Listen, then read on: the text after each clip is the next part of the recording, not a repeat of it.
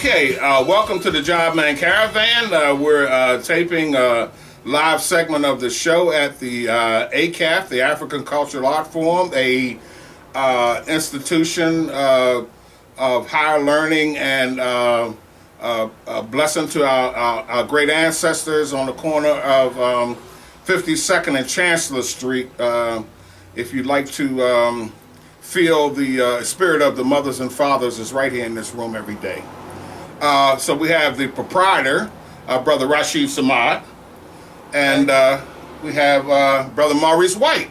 Thank you. Who is a very learned brother who dazzled us last segment with his knowledge on entrepreneurship in the Americas with African and African Americans prior to the Civil War.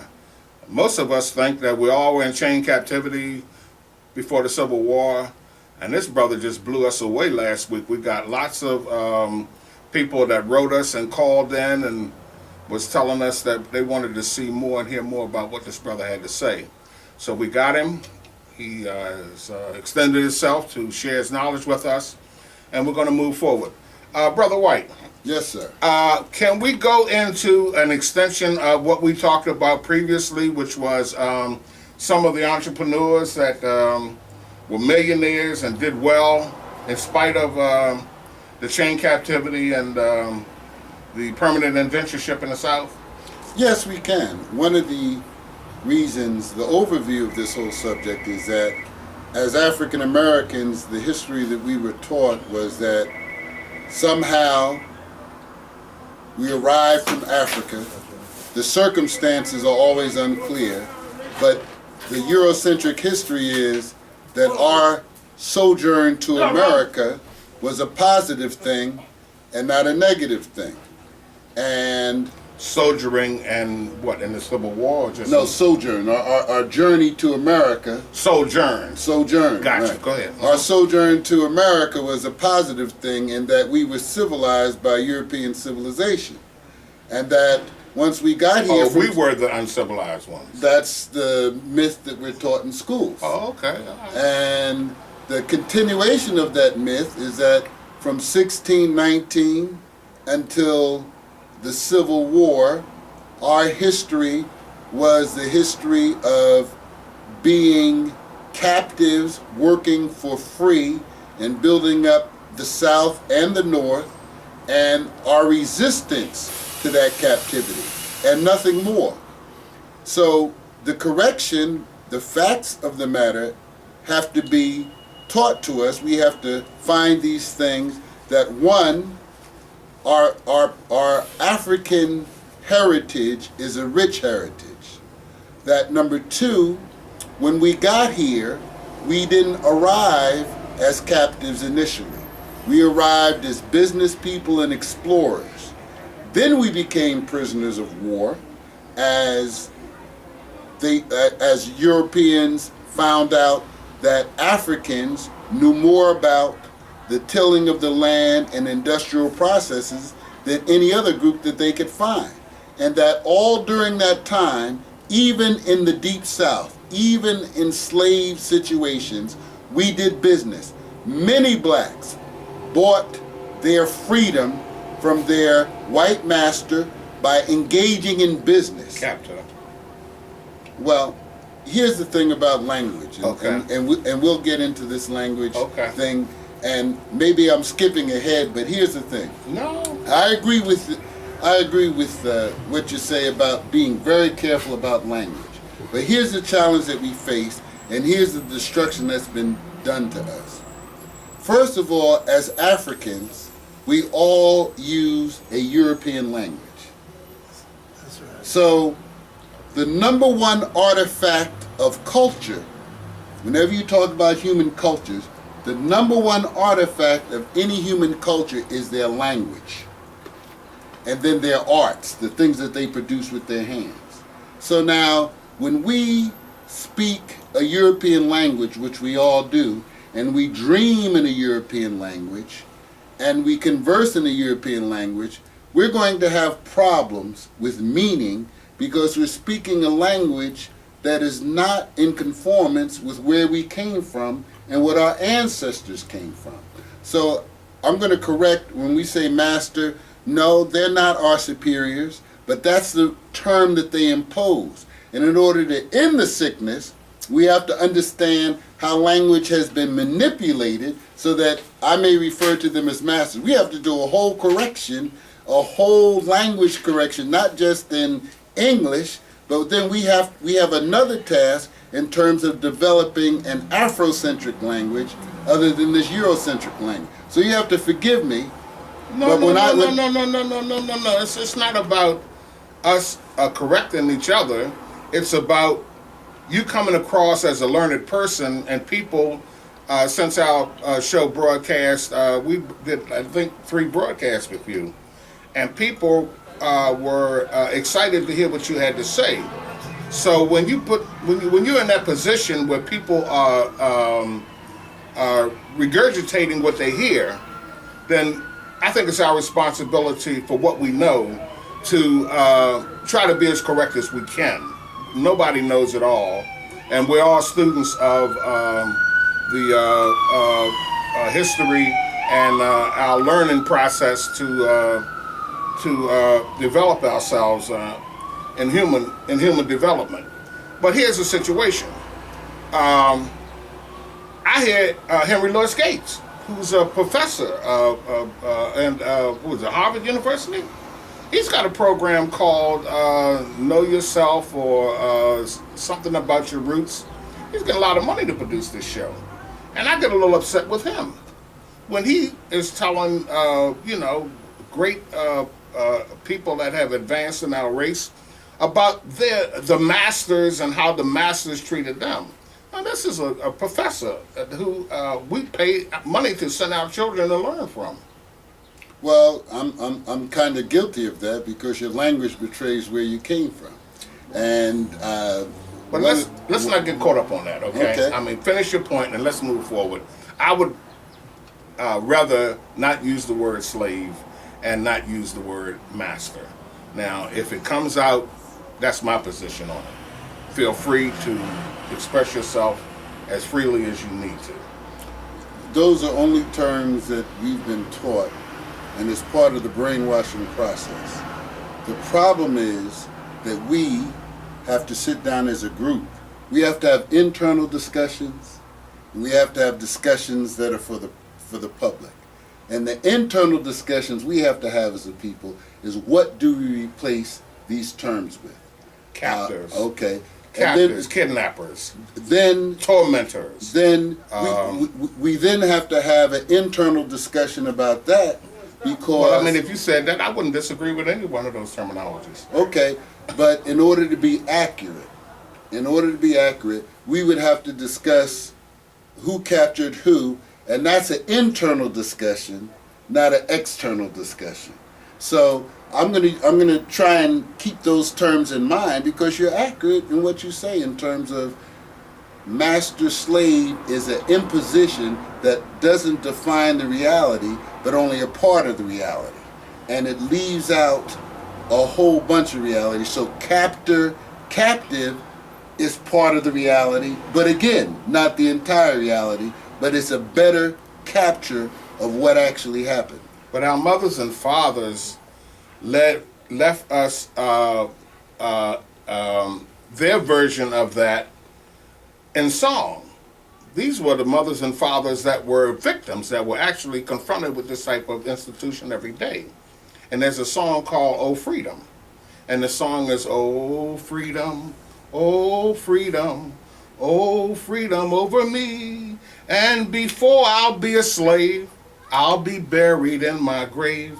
And I'll die and go home and be free." Now there's other verses to that song, but our mothers and fathers tried to tell us that they weren't slaves. They were captives. They were the people that you mentioned in the first part of your conversation, learned people, educated people. We were at the top of the food chain in sophistication, in knowledge and medicine and science. Europeans sent their educated people to our mothers and fathers to study at their feet to make sure what they learned in Europe was correct.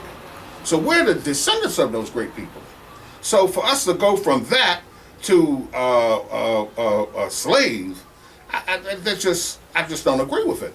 You know, if we called ourselves geniuses or descendants of great people or whatever, but you know, we aren't in control of the world. We just have a TV show that people watch and they tune in because they like what we're doing, apparently. And I'm doing what I can do as a producer to get information funneled out to people that want to know more and do research and find out these truths. Now, out of everything that you said, that's only 1% of 1% of what you're saying. So that's not, you know, that's not a big thing.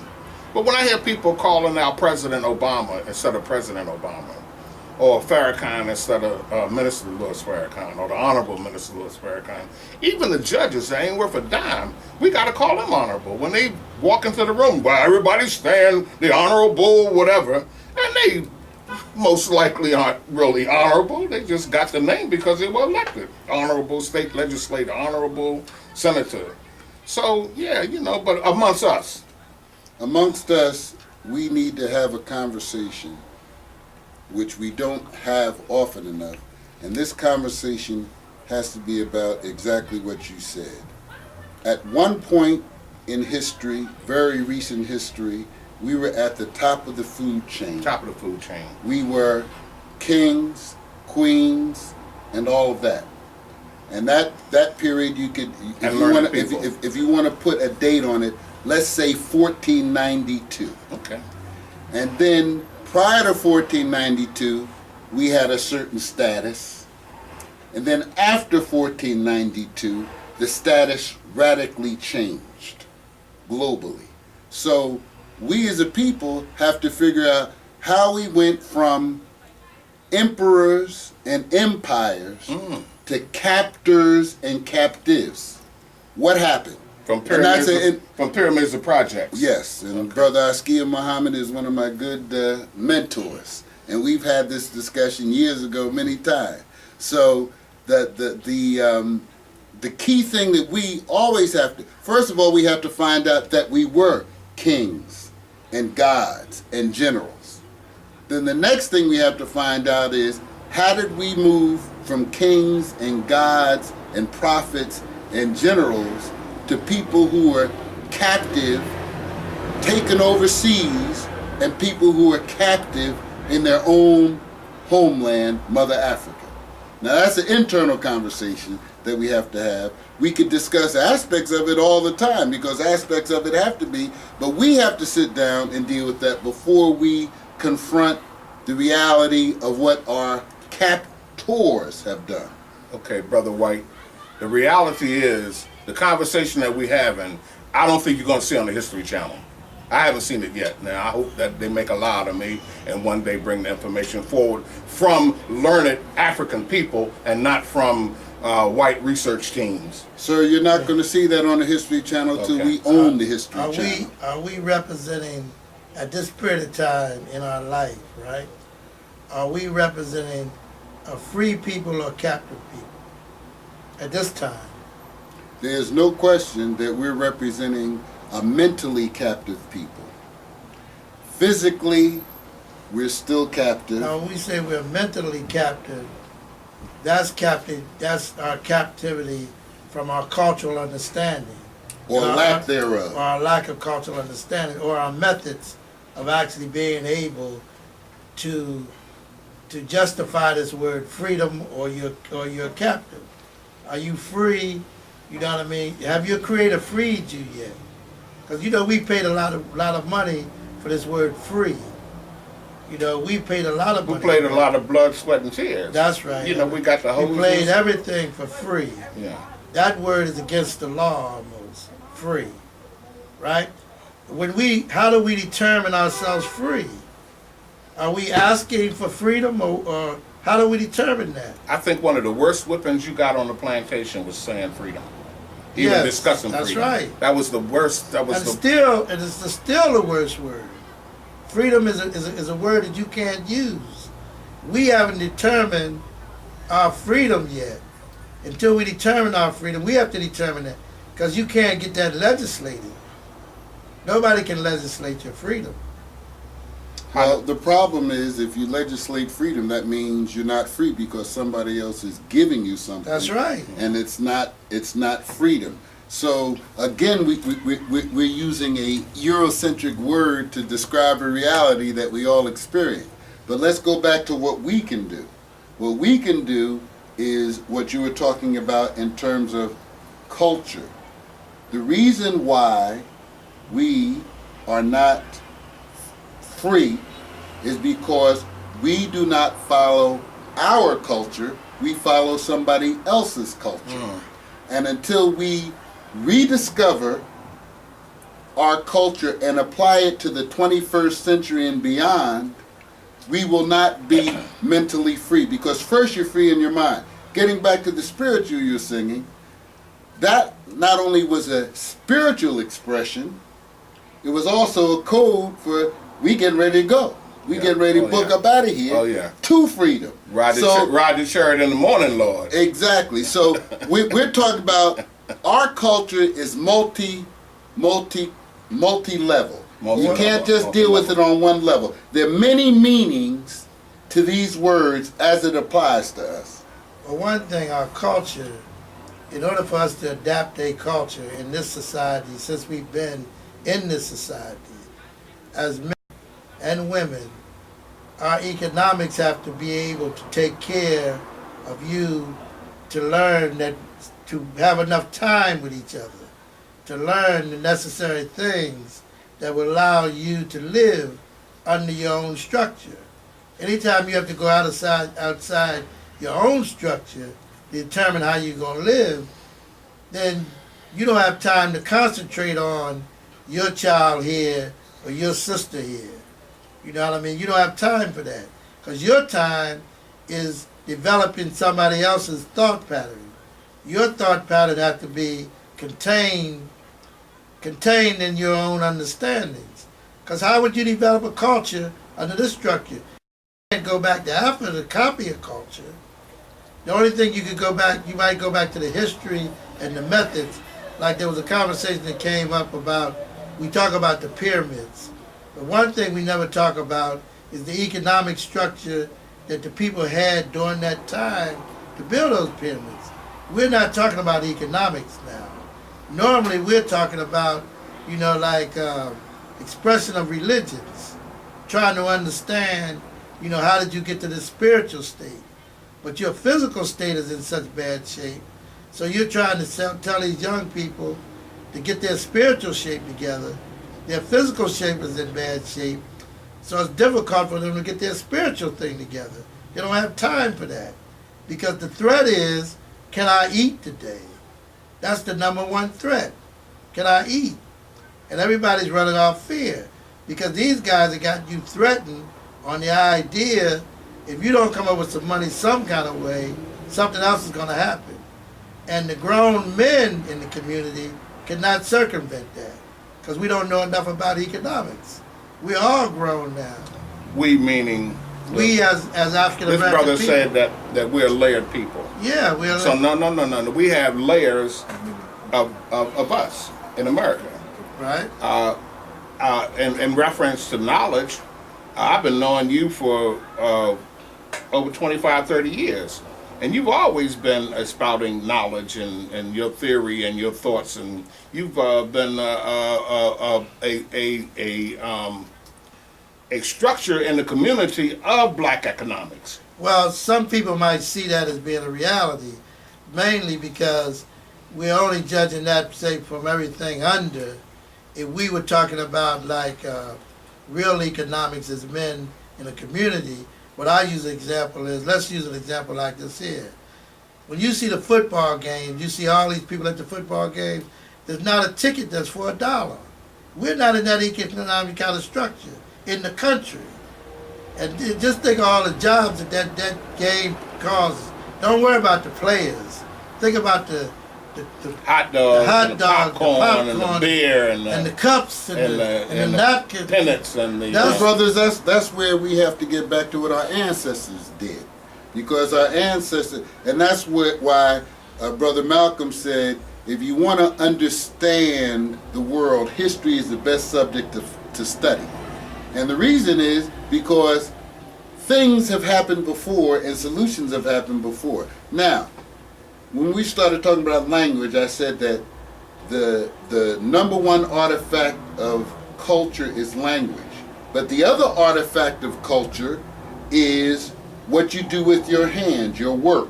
So work and language go hand in hand. You can't have one without the other, and you can't have the other without the one. Language and work go together.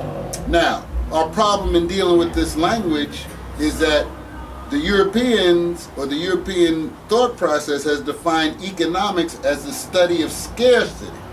So right away you have a problem, because you're talking about lacks instead of producing. So when we analyze it from the typical point of view, we talk about what we don't have. Now, here's the thing, we're faced with the reality of a pyramid. The pyramid didn't just appear out of thin air. You're talking about the great actual pyramids of Africa and Giza. and all over. I mean, the pyramid is a universal structure all over. I mean, one of the things is there's history, and then there's history. And as long as somebody else is telling the story, a lot of what we call anomalies, but are facts, get left out. Now, the reality is the pyramids were built by free men. If you read a history book written by Europeans, they say the pyramids were built by slaves. But if you do the math, if you analyze it, it was impossible for a group of slaves to build a structure like that. That's why I keep bringing up the point, that we're in a free state. That's what I'm bringing up the point, for us to determine that we are free. You know what I mean? Once we determine that we are free, this thing right now, and I keep bringing up to now, right now, the world structure we're under, right? With all the assets and everything we have as the people in the world, we can do it. We can build ourselves as long as we can see ourselves free. As long as we can deal with that freedom, we can join with the world. We're not tied to Philadelphia. If we're not tied to the United States, I mean, Africa and these other countries are overwhelmingly with goods and merchandise for us to do business with. And we have to think on a world structure, because if even you think about Egypt, you can't think in terms of like a location. You have to think in terms of like people were able to draw things from the whole world. All the wealth in the world is still available to you. So once we determine this free concept, we got to be free. All our children and our sisters and everybody, we have to understand that we are free. Now we can build what we want. We can build our own pyramid here in Philadelphia, whatever we want. You just said, like, the people who were doing the work were free people. So once we determine this freedom, with all these raggedy buildings we got in the city, if we were understanding that we were free, and this is our land, because we occupy it, because we have enough people here, there's nobody in Philly but us. All these properties in here, with the energy that we built pyramids with, we can rebuild a city. And it takes us realizing that we have that ability. That's right. So where does that realization come from? From your culture. That realization comes from your culture. That's and right. how do you have knowledge of your culture? So unless someone else is transmitting, when I say someone else, unless an African or African-oriented person is transmitting that cultural knowledge to you, you will be in a situation where you say, Philadelphia is it.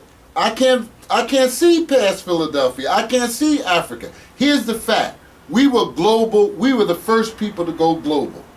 Africans crossed the Atlantic. Long before crossed the Pacific. They found Egyptian artifacts in Phoenix, Arizona. Now they've suppressed that kind of stuff. We have what we call mounds. They're actually pyramids right here in the United States. We have these global signs that Africans left all over the world. We were the first to be globalized. Now, today we come to the 21st century and we're acting as if globalization is a negative thing when we invented globalization. Because knowledge is rare. Knowledge is rare. you're not going to get this in school. Knowledge is rare. No. There are some teachers that. Well, there are some you know, teachers. I mean, it's not that you're not going to get it. It's just that the idea is not common. Like the stuff you're talking about is not common. I mean, we are all grown men here. Most of us have not heard a lot of the things you're talking about, which is great because we need this. But let me say this. I hear what we're saying, and it's great. I love the conversation. It's good that we can air this out, because when you air it out, you know, who knows what we're talking about and the effect that what we're talking about will have with a viewer that can't even phantom the thought of where you are. In other words, you know, you are proof that you practice what you preach. You're doing it.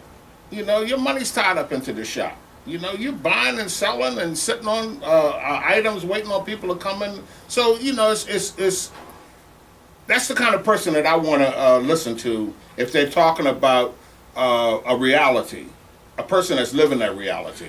This brother here, this brother has done the research. That's right. He's writing books.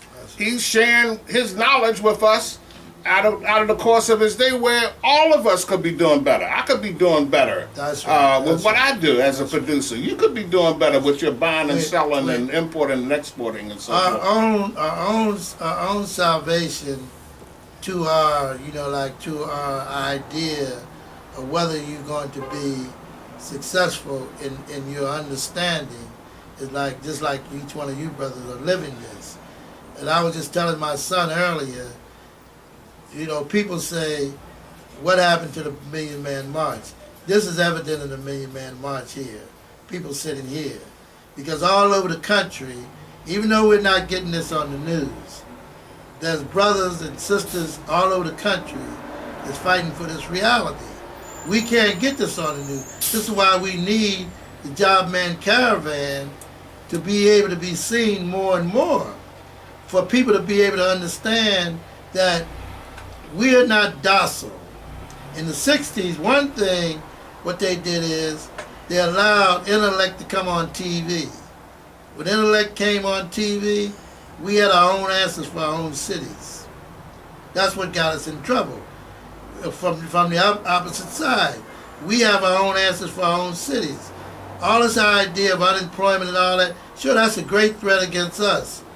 But we have to solve that. And we have the economics to solve that. It's just the methods of being able to utilize these economics.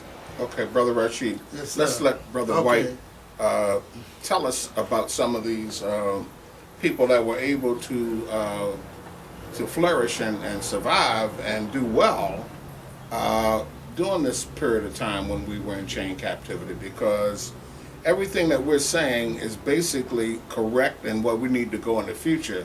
But the inspiration is these people that this Brother White is talking about. I agree with that. I agree with that. When he starts to tell us about people that were able to stick and move and hook and jab and shake and bake to get to and achieve.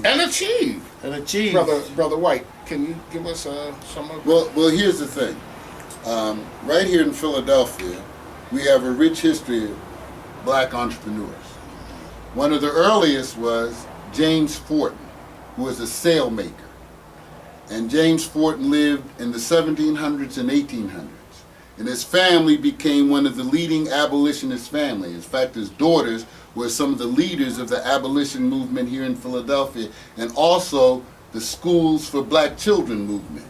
James Forten, a sailmaker. Now here, what we often forget is that every colony, so-called colony in the United States, had slavery at one time or another.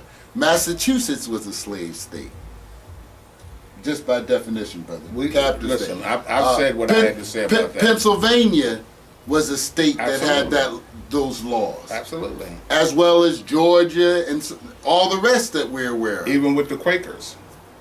They were captives. Yeah, they were. They stood up against it, but it was flourishing, and it was manifesting itself in cities like that, in Philadelphia and so forth. So a guy like James Forten was a free Philadelphia black that was able to make sales for ship, and if you Absolutely. convert the money that he made in those days to what in today's money, he would have accumulated over $100 million. Now, what era was this? In the late 1700s into the 1800s. Okay, well, he was with the Richard Allen and A.C.A.F. Jones and Stephen Smith crew. Well, that's another story that's not told. It's Philadelphia, as well as these men, we're familiar with these men as religious figures.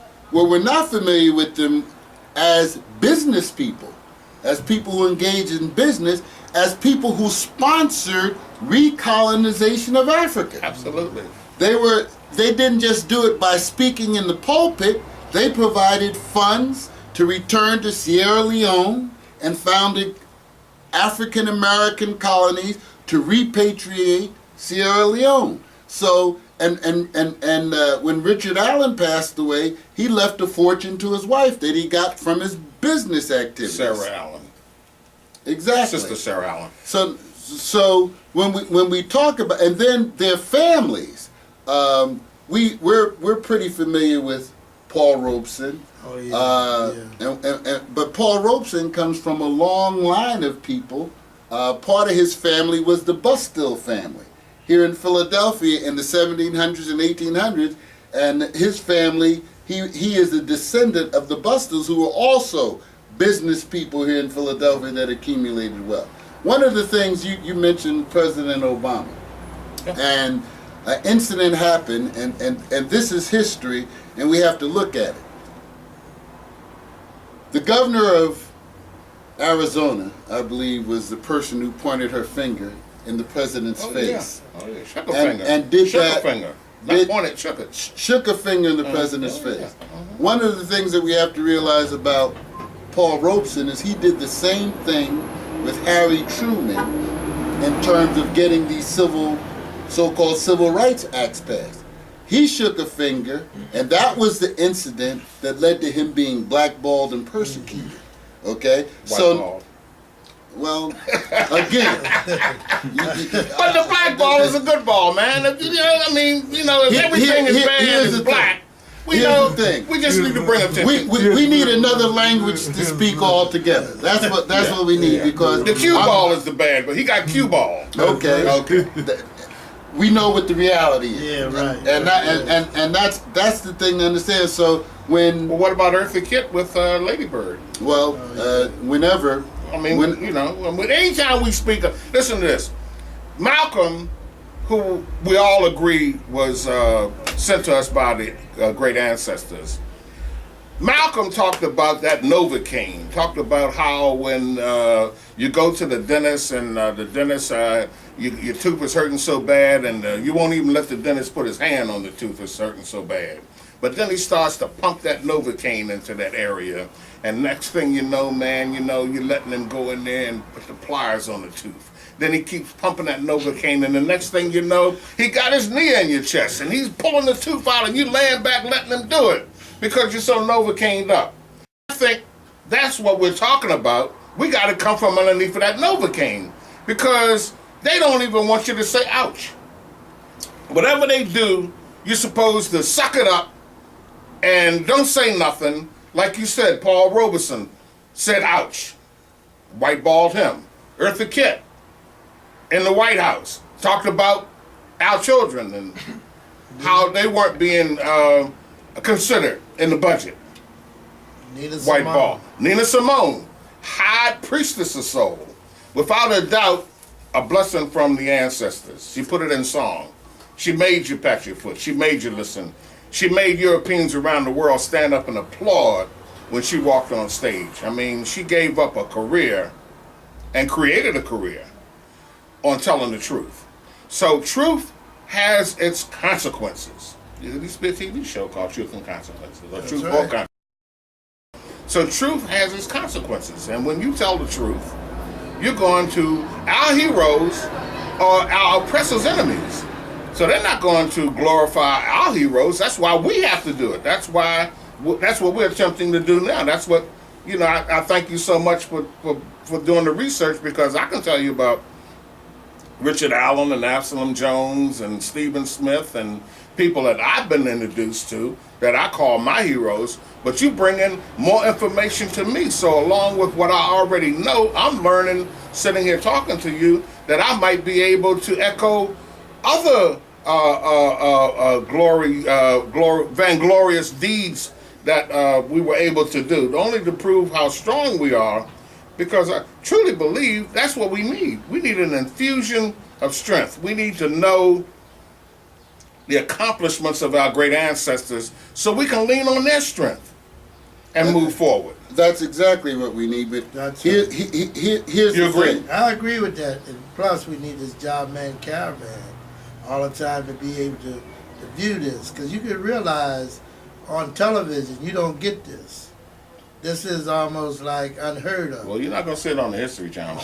You know, if you see it on there, you're not going to see Brother White and Brother Rashie and Brother Watson expounding it. Yeah. And it's just so. And Brother White is bringing us. Oh, Brother White Brother White. I met Brother White less than a month ago, man, and it has been a pleasure every time we see each other, because the brother is a no nonsense. Now, he might let his hair down when we're not on camera and when he's not around us, but he comes across very serious and very sincere. But here's the thing: So we can tell when you're lying and when you're shucking and jiving. You know, we can tell when you're soft stepping. Brother, sorry, you have 3 minutes, brother, outside. Okay, thank you, sir. Yes, sir. here's the thing that we always have to remember: individuals evolve and people evolve. And one of the things that has happened is that somebody else has told our story, and we haven't told our stories. And the fact that we haven't told our story leads to the confusion that we presently have. Let me give you an example. Malcolm X. We know that Malcolm changed and developed, but we never talk about how Martin Luther King changed and developed. Dr. King. The Reverend Dr. The Martin, Reverend. Dr. Martin The Luther right King. Reverend The Dr. dreamer. The dreamer. That's right. And we have to realize there was a difference in the Reverend Dr. Martin Luther King in 1963 as opposed to 1968 when he was murdered. There's a difference. And then we have to ask ourselves questions why, you know, whatever questions you have about Malcolm's murder, what was a man who was to be a CIA agent holding his head in the photograph when he was shot? What was the police intelligence unit doing after the shot instead of preventing the shot that killed him? Well, who was this other hell? There's a brother that joined the CIA. If you look at the photograph, he was a member of the Memphis Police Intelligence Unit. And when the picture of, right after he's got shot, when you see Reverend Jesse Jackson and Andrew Young all around him, one of the brothers in that picture is a brother that later became a CIA agent. And he was working in the intelligence, Memphis Police Intelligence at that time. I have a real thought on Martin Luther King. One thing I have a thought of is this here. You always hear this thing say that he was nonviolent, correct? That was supposed to have been his stand, that he was nonviolent, right? What made him violent was his thought. His thought made him violent. That's what made Hoover. His actions were of nonviolence, but his thought and the way that he thought. Oh yeah. Think about Hoover now. When they heard his attempt, that automatically made him violent. Okay. That didn't give him a chance. The nonviolent was almost the part that really was part that we got soothed into believing that this brother was nonviolent. He wasn't violent as far as attacking anybody, but just the thought of an idea that you could be independent, or you could be freedom, or you could do something on your own, black, green, and red flags. automatically made you violent. One of those black, green, and red flags. Just on the idea that you could do something, and when you went to Alabama and said, like, we're going to break down segregation in Alabama, that automatically made you violent. That made you violent to the other subjects, because you're talking about within your own self, because you're the attacker now. You're the one that's going up against these guys. When these guys seen you coming and you're going to bring all these people, their thought pattern wasn't like our thought pattern. We're cheering the fact that Martin is marching. Another thing you never heard a white Baptist minister preach during the time of Martin Luther King? What was his You never speech? heard him preach what? Anything. Nonviolence or? See, a white Baptist minister, was he saying that good old Martin is marching at last? Or what was he saying from his pulpit? Well, the Southern Baptist Leadership Conference was one of the places where there were a lot of racists, and if you look at it today, I don't think their ideas changed very much. That's what I from mean. So 60 you've never seen until those now. speeches. You hear King's speeches. There must have been four. These other guys had speeches that were saying something. You know, because you're in America. You're not out of America. You're in America. But see, that's what one of the things that Malcolm was so clear about. He said, we're not oppressed because we're Christians, because if we were Christians, we wouldn't be oppressed. That's right. We're That's oppressed for another reason. Now, part of this hijacking of our story is the distance.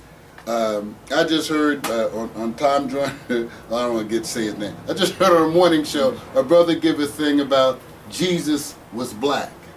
But Jesus was black. Right. And that's not comedy. That's right. That's fact. That's right. And when you look at all the people in the Bible up until a certain point, every single one of them were African. Every single one of what? Every single person up until 2 Kings in the Bible was an African. Oh, absolutely. Okay? I agree. Every single I person. agree. So now, you go to the point is we say this word Africa. Who decided Saudi Arabia was part of Asia instead of part of Africa? No, it's Who called- made it's that called- decision? It's called the Middle East. Okay, well, where is the close east? We know what the far east is. Where is the northeast and where is the southeast? If you got a middle, it's got to be something on the top or the bottom or to the east or the west. Where's the west east? So that's just a fiction to distort our understanding of reality. No, that's just the way that they drew up the modern maps to justify being there, controlling that region. That's what that's about.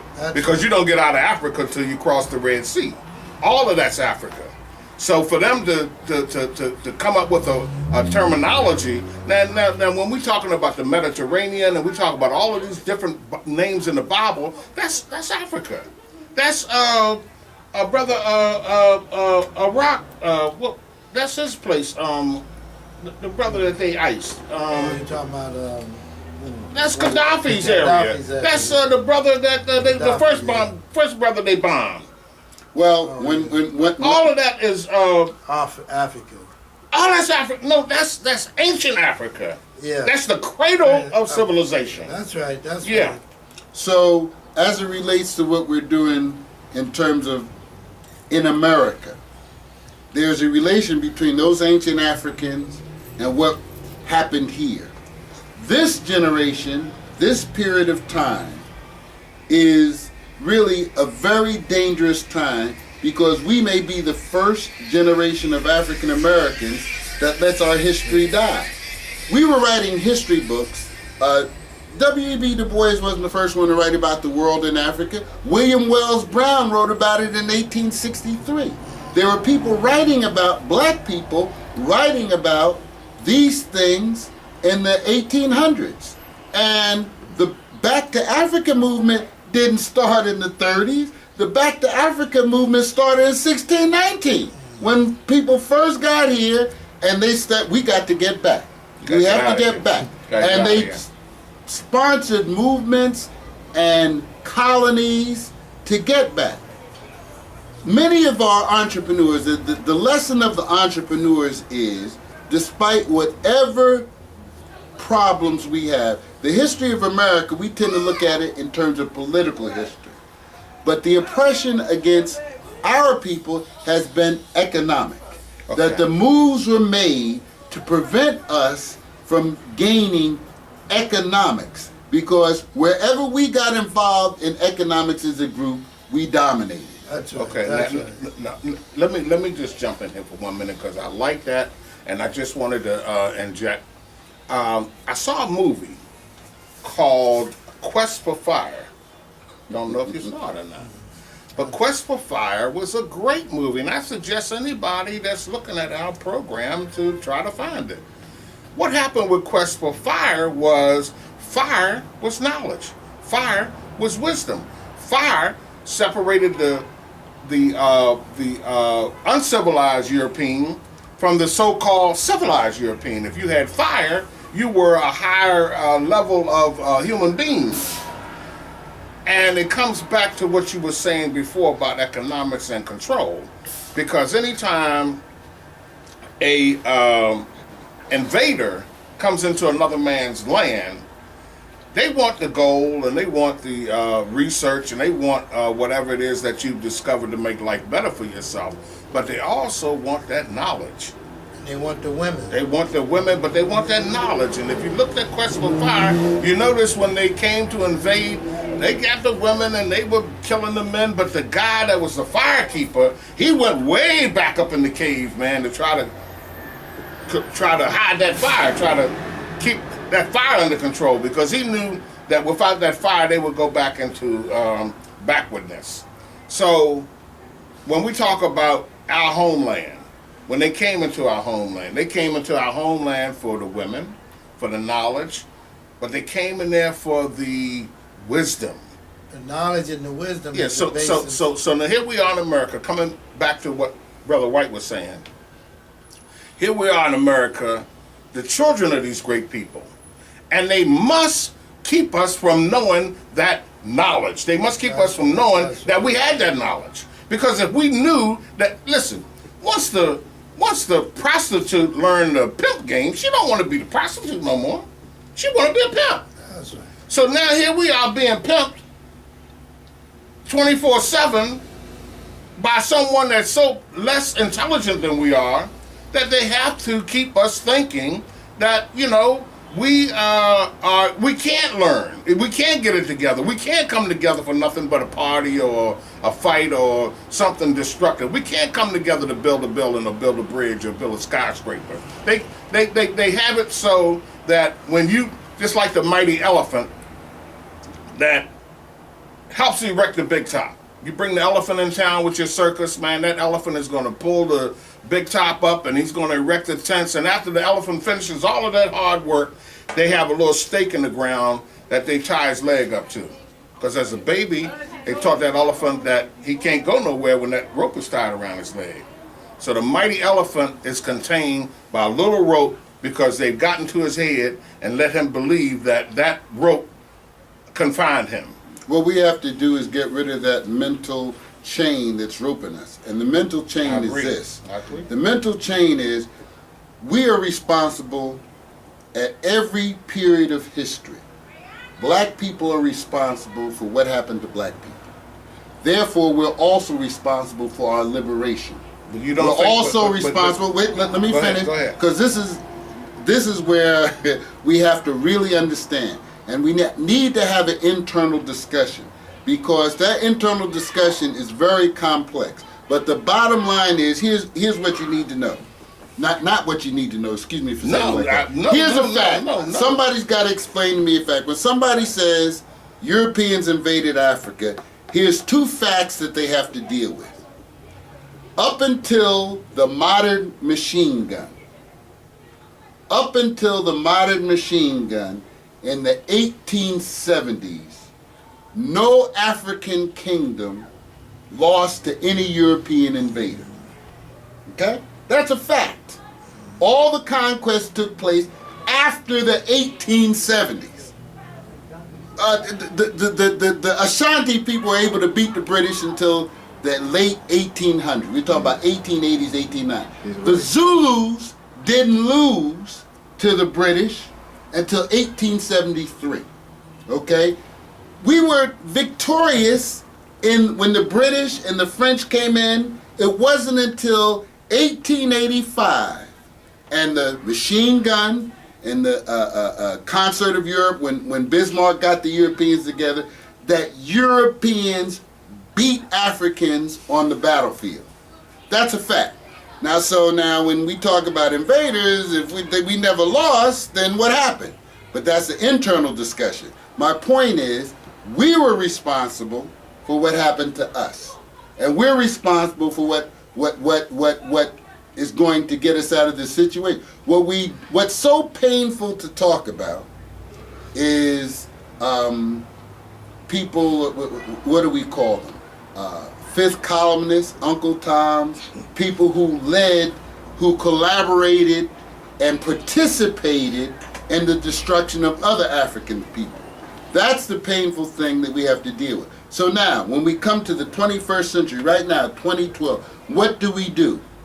What we do is those that are willing to act together to build culture and economics hand in hand have to act together without reference to whatever the opposition is going to be. There will be opposition, but we are strong enough right now to begin our own things. What's keeping us from doing our own things is the thought process that we can't. We have nothing to fear but fear itself. And that wasn't an original quotation. That's back with Ma'at in Egypt. That's where they got it from. That's where Roosevelt got it from. I like this point that you bring out this here. I like the idea that you define the idea of the wars that we won. Because like this is a warmonger country. One thing we've been as men, we're not taught the battles that we fought, let alone the wars that we won.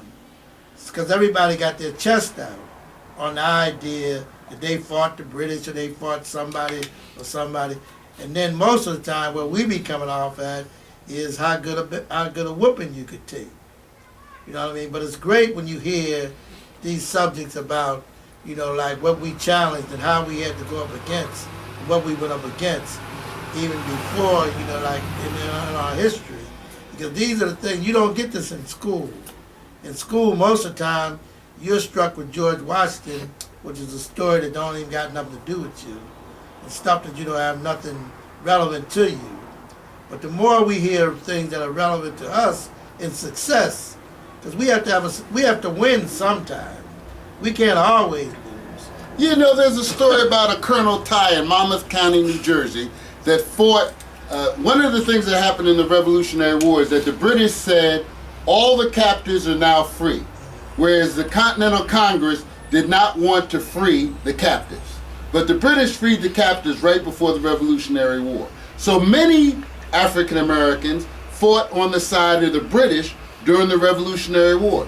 There is a man named Colonel Ty that lived and operated a guerrilla band in Monmouth County, who is said by the Americans, had he joined the Americans, the war would have been over 2 years earlier.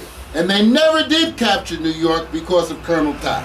Okay, here's an African American fighter during the Revolutionary War nobody's ever heard, but he's right across the river in Monmouth County, New Jersey. That's what I mean. And what about Mary Waters, the stagecoach driver? I've seen a lot of Western. Stagecoach Murray. Stagecoach Mary. Stagecoach Murray. All right. Knock a man out. Stone cold. Okay, but the other story they don't tell about her is that she became an entrepreneur, didn't die till she was 80, and accumulated a fortune in real estate. That's right. This is part of our history, and she was born before the Civil War. I love this, man. I love this because we're regurgitating and bringing honor to some of the people that have been buried in America's memory hole. See, what happens is America has a memory hole. Well, all of the secrets and all of the achievements that African America, they hide it in this hole. They hide it so deep in the hole that we have to go way up in this hole to find it, to pull it out, so that we can share it with our children. So I think it's a sin for our elders to die and not know this. To come into the world, I'm not going to say the world. I'm an in. My daddy was an in. I'm going to be an in until I die. And an in ain't S-H-I. Well, that's the thinking that we got to get around because you taught your children this. Well, here's the thing. That Willie Lynch nonsense. Well, that's what we have to, that's the mental chain that we've got to break. But the insidious thing is not that they bury it deep in a hole. the insidious thing that's in plain sight and we don't see it. Ooh. It's in plain sight and we don't see it. It's right before us, and the easiest thing to do, listen, the strategy has always been divide and conquer. Divide and That's conquer. correct. Now, if you could just conquer straight up, why do you have to divide? Because you have to divide and conquer in order to make it work. That's what happened in the past. That's what's kept us in bondage now. One of the things when we talk about opportunities. That's the Willie Lynch doctrine. Okay, well, Even before him, but but even with the success of the Willie Lynch doctrine, there were thousands of slave rebellions. I call them slave rebellions. Absolutely, and There I were agree. thousands of them. I agree. Thousands of them. I got There was never a period in time when when black fight back. folks accepted their servitude. That's right. That never happened. I don't care if you were hobbled, if you were beat. As a group, we never accepted it. And then there's other things that go along with this. There are other situations that show that, for instance, I didn't really understand what auto da fe was. Okay, now auto da fe is something that came up during the Inquisition. That when the Catholics took over Spain, they would set people on fire, and they would set people on fire at a stake, and they would try and get them to confess, and oftentimes they would mutilate them by cutting off their organs. Auto da fe. And we call it lynching. Okay? Now why is it, what was the connection between auto da fe in the Inquisition and lynching in the United States of America? It was done to the same group of people. Yes. There's just so many things. Here's the thing. We invent, and oftentimes, most of the time, we're not able to take advantage of the economics of the invention to prosper ourselves. That's been our history. So, Yeah, because we came from a society. Oh, you thought, please don't right. lose it, don't lose it. Because we came from a society where that was our job every day That's to make right. life That's better. right. That's right. That was our job to every That's day our make natural life better. growth. Our natural growth, man. And you're talking about Elijah McCoy. You're talking about Real McCoy. yeah, the real McCoy. And what was brother with the electric light? Maslinger and other people. No. The brother that did the electric light with Thomas Edison. He actually turned Thomas Edison on. What was his name? Louis J. Latimer. That's right. Louis That's Latimer. right. That's right. That was a voice from the ancestors. Right. Louis Latimer. And all of these great inventions, like I said, are hid in this memory hole. Now you might say it's not a hole, but yeah, The electric light is right before us. It's What right we before. don't know is the origin of that electric Well, light. I think I'm a learned brother, and I had to dig deep to remember Louis Latimer's name because I'm caught up into this interview. I'm so glad to be a part of this, because here's the situation. What's happening now is if one person out of everybody that watches this TV show has got a tape recorder running, is somehow recording this, and can use it to turn other people on, we've done our job. Done the job. We've done our job. You know, Here's the genius of African people. when we're Here's dead what and gone. That's right. Here's what we have. Well, your grandchildren, when they see this, they'll be able to say that these brothers here had a thought, at least a thought that, and I was trying to go back to what you were saying about the old song, say, before I be buried in my grave, Before I'll be a slave, I'll be buried in my buried grave. in my grave. So with that statement, that means that we won, because we're here. Our forefathers paid for that.